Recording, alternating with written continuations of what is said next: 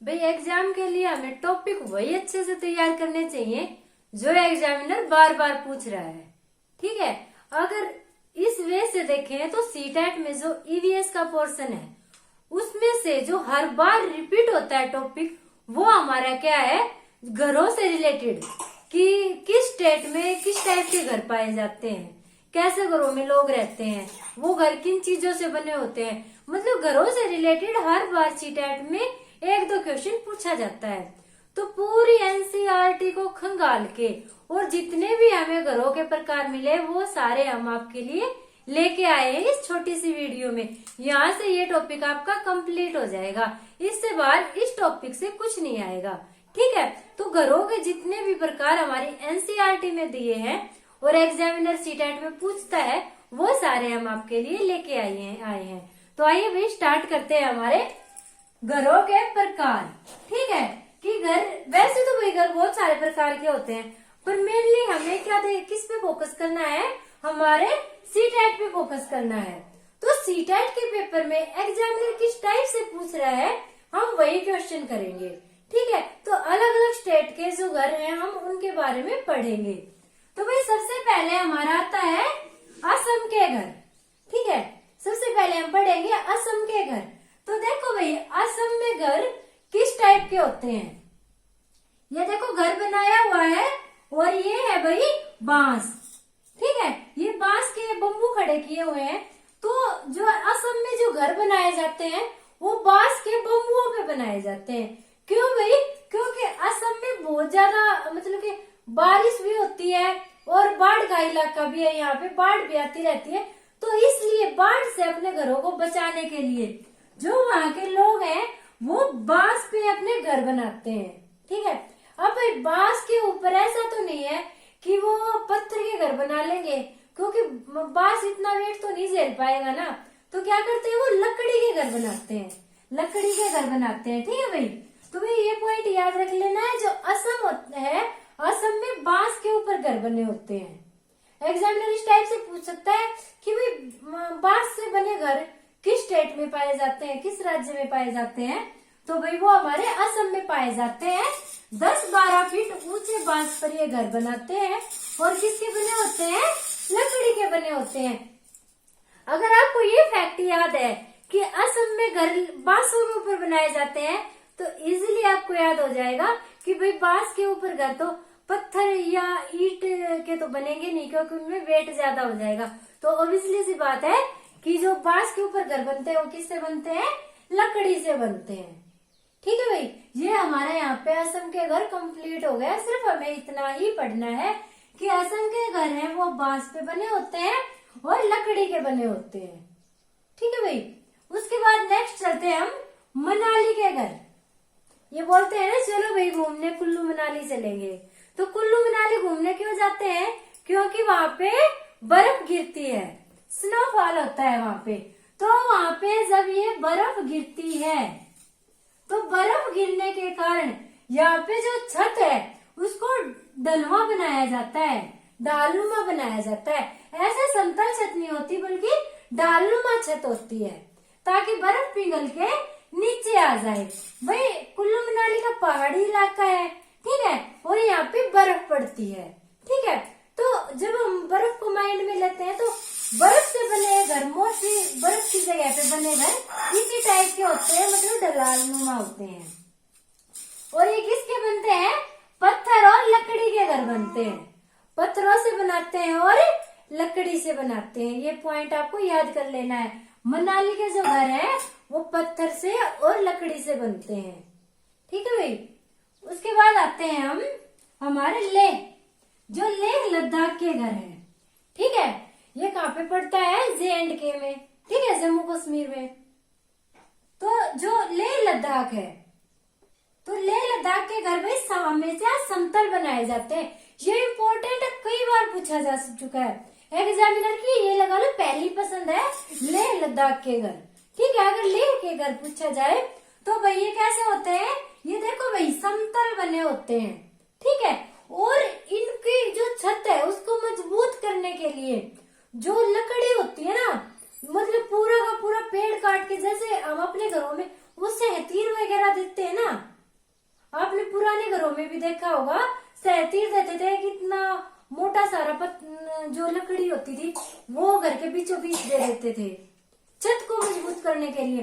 तो ये जो हमारा लेह है उसमें भी जो घर बनाए जाते हैं उसमें घरों को मजबूत करने के लिए एक मोटे तने वाली लकड़ी, ठीक है, मोटे तने को मतलब उसके बीच में दे देते हैं सहतीर के रूप में। जैसे कि 2 मंजिल है अगर, तो इस मंजिल पे यहाँ पे ये सहतीर दे देंगे एक मोटी लकड़ी का, ठीक है।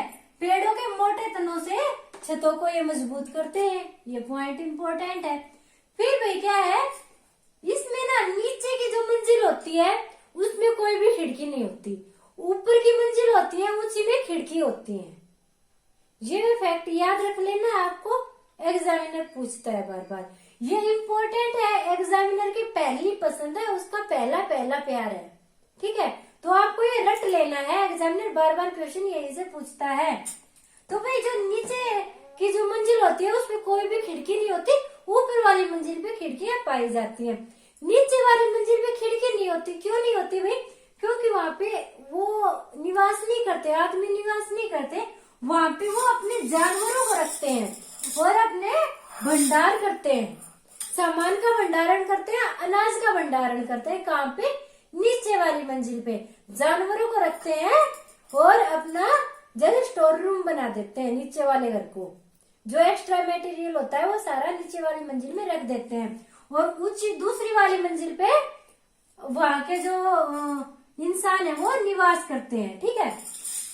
दूसरी मंजिल में लोग रहते हैं, जो दूसरी मंजिल में रहते हैं तो वो भी क्या करते हैं, जो उनकी छत होती है समतल वो किस लिए रखते हैं, ताकि वो अपनी जो साग सब्जी होती है वो अपनी छत पे ही उगाते हैं। लेके जो आदमी होते हैं वो भाई अपनी छत पे ही अपनी साग सब्जी उगा लेते हैं। क्यों? क्योंकि भाई जब मतलब कि वहां पे बहुत ज्यादा बर्फ वगैरह पड़ती है तो साग सब्जी मिल नहीं पाती है वहां पे, तो अपने छत पे उगाई साग सब्जियों को वो सुखा के और उसका भंडारण रखते हैं, ठीक है भाई। ये पॉइंट याद कर लेना है। तो लेह के लिए यही इम्पोर्टेंट था, समतल छत होती है और नीचे वाली मंजिल में खिड़की नहीं होती, नीचे वाली मंजिल में वो जानवरों को रखते हैं और मतलब कि वस्तुओं का भंडारण करते हैं और दूसरी वाली मंजिल में खुद रहते हैं। और भाई जो छत है, छत पे वो अपनी साग सब्जियां उगाते हैं। ऐसा कहाँ पे करते हैं? लेह में करते हैं, लेह लद्दाख में। उसके बाद आता है भाई हमारा राजस्थान, अपना राजस्थान, ठीक है। तो हमारे राजस्थान में जो घर होते हैं वो किसके बने होते हैं? माटी के बने होते हैं। किसके बने होते हैं? माटी के बने होते हैं। माटी से वो इतनी मोटी मोटी दीवारें बना देते हैं। भाई मिट्टी के क्यों बनाते हैं?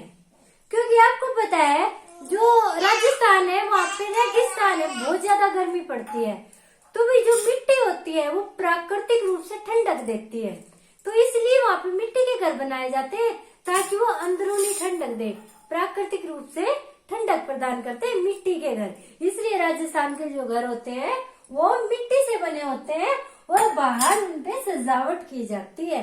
बहुत अच्छी चित्रकारी बना देते हैं, जैसे ये छोटी सी खिड़की खोल रख दी, इस पे गेरू से या सफेद जो कलर है उससे इतनी प्यारी प्यारी चित्रकारियां बना देते हैं। राजस्थान में बहुत प्यारे घर लगते हैं और उनमें बसने का भी मन करता है। उसके बाद क्या है, छत कंटीली झाड़ियों से बनी होती है। जो इसकी ये छत बनाते हैं, इसकी ये छत बनाते हैं और जो यहाँ पे जो एरिया होता है जिसको ये कवर करते हैं, जिसको आंगन बोलते हैं, ये कंटीली झाड़ियों से बनाते हैं ताकि बाहर के जानवर घर के अंदर ना घुस पाए, ठीक है भाई। उसके बाद हमारा आता है कश्मीर। तो भाई कश्मीर के घर देखो किस टाइप के होते हैं, आपको शायद ये समझ में ना आए, ये मैं बता देती हूँ। ये मैंने बनाया पानी और पानी के अंदर ये बना दी नाव। तो कश्मीर में जो नाव के टाइप के घर होते हैं उनको क्या बोलते हैं? होम बोट बोलते हैं। अगर आप कभी कश्मीर घूमने जाओ तो भी होम बोट में सफर जरूर करना, वो मतलब पानी के अंदर चलता फिरता घर होता है, ठीक है।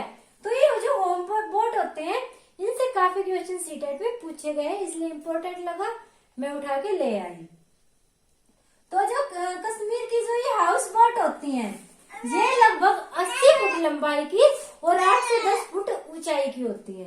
ठीक है, 80 फीट लंबाई और 8 से 10 फीट चौड़ाई वाली होती है भाई हाउस बोट। उसके बाद होता है भाई जो ये इम्पोर्टेंट भाई हाउस बोट पर की गई नक्काशी, इस पे जो डिजाइन बनाया गया है उसको क्या बोलते हैं, खत्म बंद। क्या बोलते हैं, खत्म बंद। कई बार पूछा गया है कि खत्म बंद होता क्या है, तो खत्म बंद क्या होता है भाई, जो कश्मीर में हाउस बोट पाई जाती है उस पे जो नक्काशी की होती है वो होती है खत्म बंद। उसके बाद है भाई इसमें जो खिड़कियां होती है वो बाहर की तरफ उभरी हुई होती हैं। ठीक है, इस नावनुमा घर में जो खिड़कियां होती हैं वो बाहर की तरफ उभरी हुई होती हैं और इन बाहर की तरफ उभरी हुई खिड़कियों को क्या कहते हैं, डब कहते हैं। डब ये इम्पोर्टेंट याद करना, ये दोनों तो बिल्कुल रट लेने हैं, लेह का और कश्मीर का। ठीक है भाई, कश्मीर में हाउस बोट हाउस पाए जाते हैं, ये भाई नावनुमा होते हैं, इनमें जो नक्काशी होती है उसको खत्मबंद कहते हैं और जो खिड़कियां होती है उसको डब बोलते हैं। उसके बाद आता है भाई बकरवाड़। बकरवाड़ के घर जो जम्मू कश्मीर में पाए जाते हैं। बकरवाड़ क्या होते हैं भाई, बकरी चराने वाले होते हैं और ये घर लकड़ी और मिट्टी के बने होते हैं। बकरवाड़ों के घर जो बकरियां चराने वाले होते हैं उनके घर लकड़ी और मिट्टी के बने होते हैं भाई। ये इम्पोर्टेंट है घरों के प्रकार। अब हम आते हैं कुछ और इम्पोर्टेंट फैक्टों पे। ठीक है, कुछ मोस्ट इम्पोर्टेंट फैक्ट वो देखते हैं हम। एक मिनट भाई,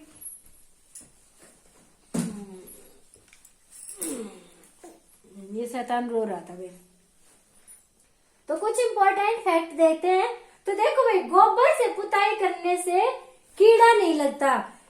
एग्जामिनर किस टाइप से क्वेश्चन पूछता है कि घरों पे गोबर से पुताई क्यों की जाती है। जैसे दे देगा साज सज्जा के लिए, मतलब सजावट के लिए, लिपाई के मतलब की सुंदरता के लिए, या फिर महक की खुशबू के लिए, कुछ इस टाइप से दे देगा। और एक ऑप्शन होगा क्योंकि इससे कीड़ा नहीं लगता। तो आपको कौन सा ऑप्शन चूज करना है कि इससे कीड़ा नहीं लगता। तो भाई गोबर से लिपाई क्यों की जाती है, क्योंकि इससे कीड़ा नहीं लगता, गोबर से कीड़ा नहीं लगता। दूसरा फैक्ट है भाई, सोहना से कई बार क्वेश्चन पूछा है सीटेट में। तो जो सोहना गांव है वो कहाँ पे स्थित है, हरियाणा में स्थित है। सोहना में आपको पता होगा गर्म पानी के स्रोत है। ठीक है, तो भाई सोहना और दिल्ली के बीच गुड़गांव स्थित है। हरियाणा से जो दिल्ली का रास्ता लगता है उसके बीच में, मतलब सोहना और दिल्ली के बीच में गुड़गांव स्थित है। बस इतना ही फैक्ट है, आपको याद करना है क्योंकि एग्जामिनर ने 2-3 बार इस टाइप से पूछा हुआ है। उसके बाद है डेरा गाजी कहाँ पे स्थित है, डेरा गाजी पाकिस्तान में स्थित है, डेरा गाजी। उसके बाद क्या है भाई, बर्फ में बने मकान को इग्लू कहते हैं। जो बर्फ में मकान बने होते हैं इग्लू कहते हैं। और इग्लू में कौन सी जनजाति रहती है, एक्सिमो। एक्सिमो जनजाति इग्लू नामक घरों में रहती है। एग्जामिनर इस फैक्ट को कई तरह से घुमा के क्वेश्चन पूछ लेता है। जैसे बर्फ में बने घरों को क्या कहते हैं, इग्लू में कौन सी जनजाति रहती है, एक्सिमो जनजाति कौन सी प्रकार के घरों में रहती है। तो इन सब का एक ही आंसर है कि बर्फ में बने घरों को इग्लू कहते हैं और इनमें एक्सिमो जनजाति पाई जाती है। दूसरा भाई क्या है कि तुप्पिक क्या होता है। तुप्पिक क्या होता है भाई, जो ये एक्सिमो जनजाति है ना, जब ये अपने चमड़े के तंबू बनाती है, जो एक्सिमो जनजाति अपने चमड़े के तंबू बनाती है उसको क्या बोलते हैं, तुप्पिक बोलते हैं।